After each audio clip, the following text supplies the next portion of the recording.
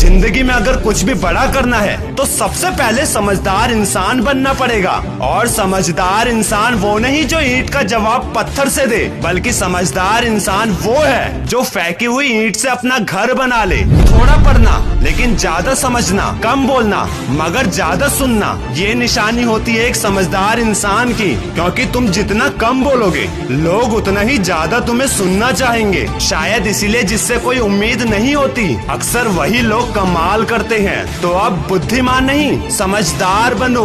बुद्धिमान भले ही 50 बच्चों की क्लास में फर्स्ट जरूर आता है, लेकिन समझदार करोड़ों की आबादी वाली दुनिया में कुछ बनकर दिखाता है। कैसे? जिद पालकर। कैसी जिद?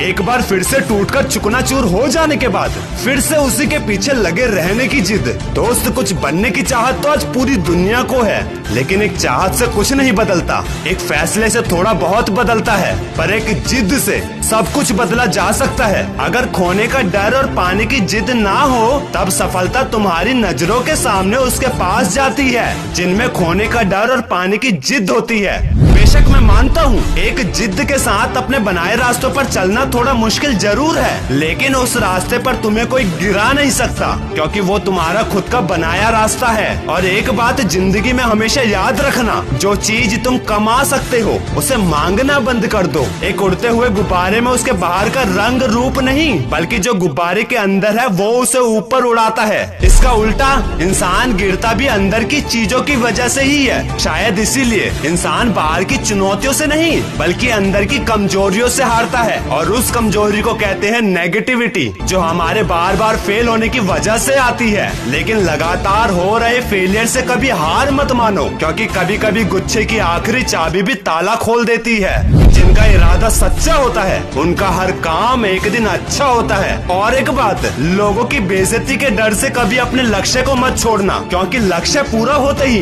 बेइज्जती करने वाले भी चमचे बन जाते हैं। अरे मैं कह रहा हूँ तुम्हारे बुरे वक्त में तुम्हारी जिंदगी के सारे महंगे सबक सस्ते लोगों से ही सीखने को मिलेंगे, क्योंकि आज हर इंसान अपनी छोटी छोटी बातों पर औकात दिखा रहा है। ये तो कड़वा सच है। हम उस दौर में जी रहे हैं जहाँ मासूमियत को बेवकूफी कहा जाता है। कम से कम मेरा अनुभव तो यही कहता है, मासूम अपनों के साथ रहो और दुनिया के आगे कठोर बनकर रहो, लेकिन कठोर और गुरूर में हमेशा फर्क रखना। अगर मेहनत ने लोगों को बनाया है तो गुरूर ने अच्छे को डुबाया है। क्या खूब कहा है किसी ने, बहुत गुरूर था छत को ऊंचा होने पर, जब एक मंजिल और बनी तब वही छत फर्श बन गई। न जाने कितने लोगों की जिंदगी में सफलता की बरसात आई, लेकिन जिसमें घमंड आया वक्त ने भी उन्हें उनकी औकात दिखाई। वीडियो के एंड में बस इतना ही कहूँगा, जब जिंदगी आसान ना हो तब खुद को मजबूत बनाना पड़ता है। सही समय कभी नहीं आता, समय को सही बनाना पड़ता है। और जब सारे सो रहे होंगे तब तुम्हें जाग कर लगना होगा,